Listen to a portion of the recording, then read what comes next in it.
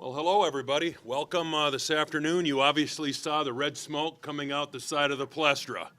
We have a new head football coach, and we're thrilled that you're all here today to help us honor Gary Fasching. I would like to personally thank the search committee. Special thanks to Joe Muka. Joe, if you could raise your hand. Joe led this process. He's been great helping us get through this process. We also want to wish Joe well. On the first of the year, he starts as St. John's Chairman of the Board of Trustees. We thought we had a great search process. We learned a tremendous amount about our football program and about that of our competitors. I would like to introduce Dr. Michael Hemeseth, President of St. John's, and Father Doug Mullen. Is Father Doug here? He may still be coming. Father Doug is our Vice President of Student Development. I'd also like to introduce Father Wilfred Tyson. Father Wilfred, he's our J Club trustee. Thanks to these people, we're thrilled for the tremendous commitment they make to Johnny Athletics. Now I'm extremely proud and honored to introduce you all to Gary Fasching, St. John's new head football coach. Gary?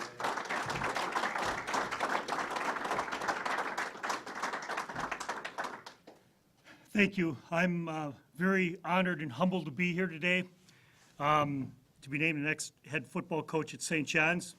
I'd like to thank the committee, President Hemeseth, Vice President of Student Development Doug Mullen, Tom Stock, our athletic director, Joe Muka, who headed the committee, and certainly all the committee members. It was, I think they did a great job. They worked hard, and they were very diligent in their work, as some of you can probably imagine, wondering why it took so long. But they did an unbelievable job, and I was impressed from the very beginning with how they approached things. This is an exciting time for me and my family, exciting time for St. John's football. The administration has shown a big commitment to continue the success that John Gallardi has put forth for the last 60 years. We plan to keep that going, and we have a great staff. I'm looking forward to continuing that great tradition that John set up with our staff, with the alumni, with the people at St. John's. As I mentioned in my interview, this is not about me, this is about St. John's. And the students, the faculty, the staff, administration, and certainly the alumni are all part of this. And we are going to need everyone on board to make this happen. And I think we have the people in place to do it.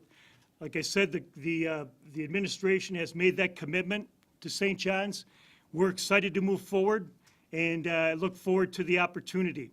At this time, I would like to ask if there are any questions people might have, and I'd be more than happy to answer them.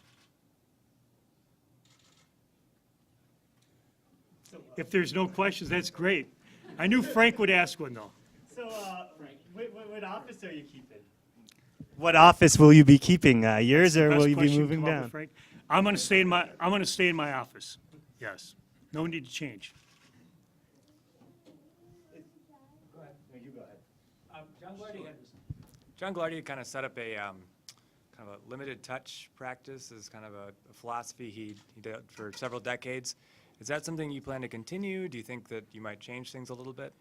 Well, as I've said before, I'm from the Gallardi coaching tree. That's kind of the term people are using. And the things that I've learned and that I've used in most of my coaching have centered around the things that I learned from him. And I don't see any reason to change a lot of that stuff. Are there going to be changes? Certainly there are going to be changes. Some of the things we do in practice will certainly be different, but the basic philosophy of the limited contact will always stay the same. What kind of changes? Well, just the way we restructure practice and things like that. You know, we're looking at adding some, either JV games or, having our scout teams play games, things like that I think can improve our program.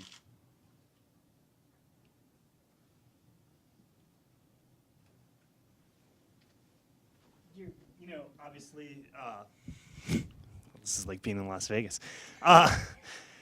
Can you you've obviously been involved in the recruiting process for a long time now. You're going to be involved in it as the head coach. How do you see, what changes, I guess, do you see that being to your role in the recruiting process, if any? And, what's going to be different with you as the head coach than as the assistant when you're out recruiting? Well, it's certainly going to be helpful as a head coach to walk into a school or to somebody's living room and try to recruit them. And I think the title of head coach means a lot to kids. And that's really the only change. We're going to expect our coaching staff to be very, very aggressive in recruiting, and they've shown that. And, that's an area we definitely are going to improve on. But I'm excited about that fact. I think we got some great people in place, and we're ready to hit the road with that. Gary, you talk about all the people in place. Obviously, a lot of people are wondering about the staff and the makeup of it and what you'll do. Have you had any time to consider that since you've been named head coach? No. It's certainly something that we're going to, I'm going to sit down and visit with each of the coaches and find out, where they see themselves fitting in. And I've got some ideas on things, but we'll do that probably after New Year's. I'll sit down with those guys, and we've got a great staff here. It's a veteran staff that's won a lot of football games here, and we're not going to destroy that staff. We're not going to get rid of it. And so there's certainly some restructuring and things that we're looking at, but that's something that we'll do once we all sit down and visit about it. The other decision that needs to be made is finding an opening opponent for next season. That's still an open date.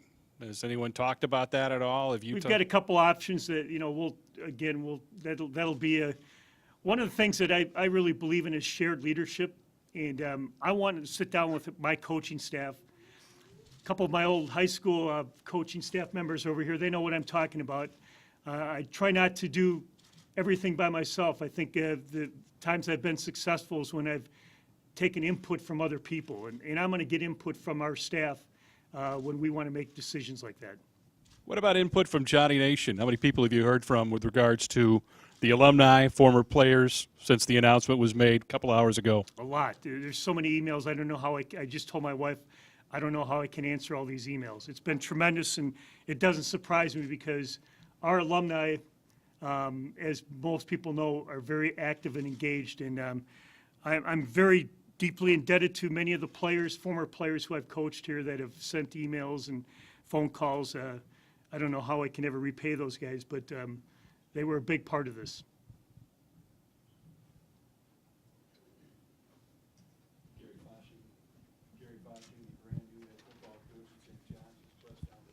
John always relied a lot on the prayers of the monks to win. Are you going to continue that tradition too? That's definitely an area that I will continue, Wilfred. I think, matter of fact, I'm going to put you in charge of that. Are we going to get our free seats in the future too? Certainly, you can. Yeah.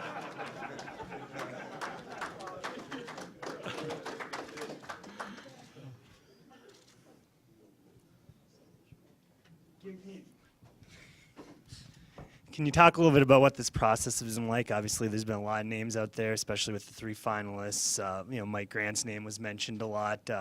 Just for you, as you've watched kind of the ebbs and flows of this process, and I guess when did they officially tell you it was you? How has the waiting been leading up to that point? And what's your reaction now that when they actually finally told you? Well, like I said earlier, the process was, I thought it was tremendous. I mean, search committees are, there's a lot of things that I guess can go very, very good, very strong, with some very good football guys on there. So I never had any issues with that. And as I mentioned, they were very diligent in their work. They poured over everything. They had people fill out surveys from our players to people on campus, people in our department. I mean, they did just about everything that they had to do. They left no stone uncovered. So I found out this morning, and it was obviously exciting news for me. But it's something I've been preparing for a long time, and I'm just happy that I got the opportunity, and I look forward to representing St. John's and the football program. Was there a time when you thought it might not work out, and if there was, then now that it has worked out, with all the different people out there, alumni who, a lot of them were in your corner, other people's corner, how do you pull it all together, I guess? Well, that's the big thing. It's like I said, this is not about me. This is about St. John's University. It's about our students, our faculty, our staff, and realistically, a lot of it's about our alumni, because the alumni here is a very strong component of St. John's, and we need everybody on board. I need all those alumni on board, even the ones that probably think St. John's might have made a mistake here. But, you know, the thing is, there were some very qualified candidates. I was happy to be one of the 6 finalists when it came down to that. I was happy to be one of the 3 finalists. I thought I was in great company there. And I said all along, you could have picked any of those 3, and you would have probably had an excellent coach. Mike Grant has done tremendous things. You can't discount what he has done at Eden Prairie. He has built a phenomenal program, and Mike's a former teammate of mine. I consider him a friend, and he's, you know, I can't say enough about what he's done. Kurt Ramler, great quarterback here, and has been, you know, a head coach at the Division III level, so you know he had great credentials. So the 2 of them, you know, had either one of those guys gotten the job, I can't say that I wouldn't have, I would have been disappointed, obviously, that I didn't get it, but I certainly would have been very, very happy for St. John's, because they would have picked a pretty darn good football coach. I don't know if that answered your question, Frank.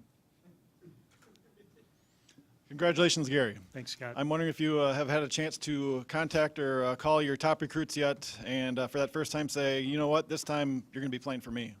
I have not, but that's the plan as soon as I get out of this news conference.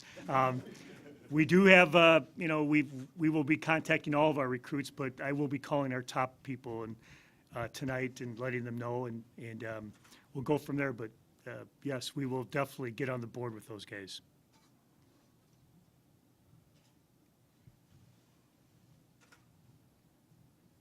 How many days till we get revenge on St. Thomas next year?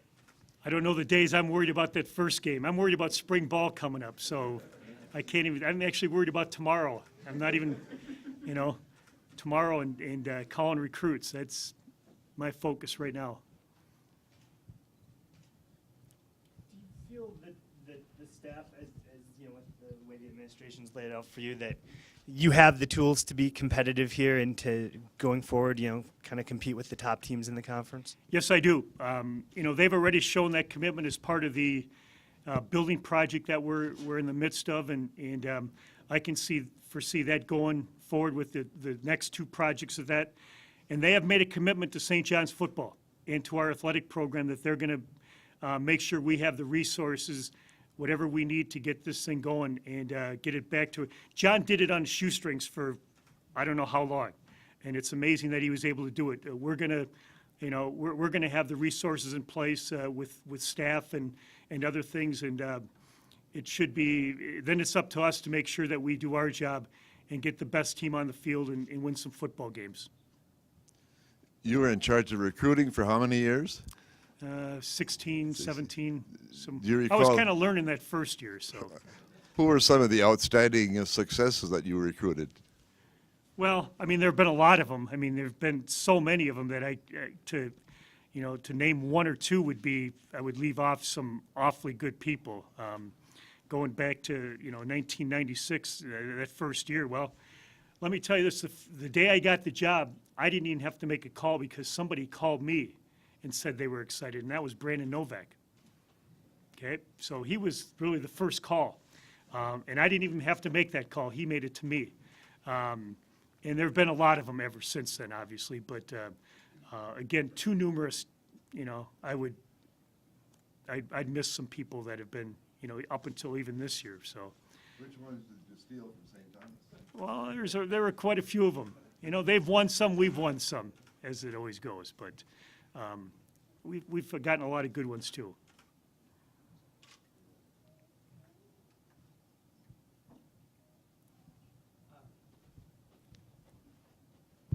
Well, what's it feel like to take over after somebody who's done it for so long? I mean, Gallardi was in a position for a long time. Well, You worked with him. What's it feel like to Well, kind of follow? It's obviously there's big shoes to fill. I understand that. I know that.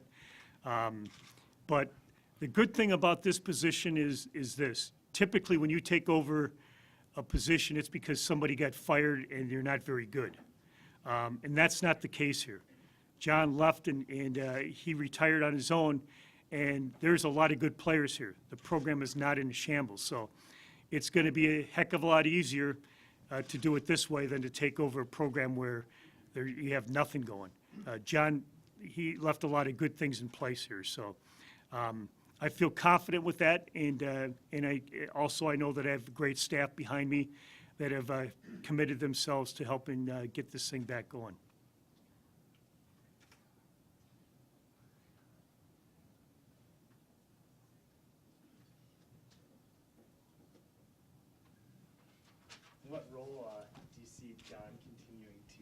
What role do you see John continuing to have in the program? Well, I'm hoping John will always have a role in this program. I mean, he will as long as I'm the head football coach.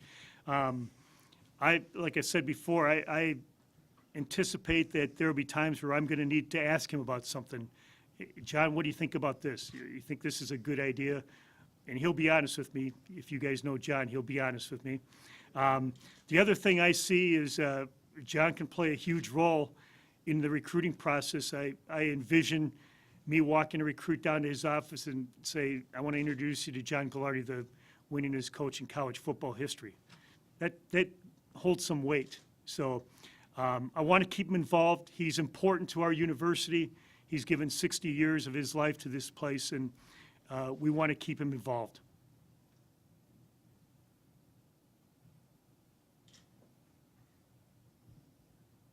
Any other questions? If not, let's give Gary a big hand and welcome him.